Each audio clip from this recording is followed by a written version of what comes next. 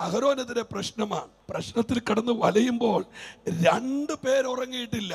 രണ്ടാമത് ഉറങ്ങാതിരുന്നത് അഹരോനെ തിരഞ്ഞെടുത്ത ദൈവമാണ്. ദൈവമേ, എന്നെ നാണം കെടുത്തരുതേ എന്ന് കരഞ്ഞോണ്ട് അഹരോനും ആമൻ ആ വടിയെ കിളിർപ്പിക്കാൻ ദൈവവും ഒരുപോലെ ഉറങ്ങാതിരുന്ന രാത്രി, ഞാൻ ദൈവമക്കളോട് ഉറപ്പിച്ചു പറയാം, ആമൻ, രാത്രികൾ അധികം ദീർഘിച്ചു പോകത്തില്ല.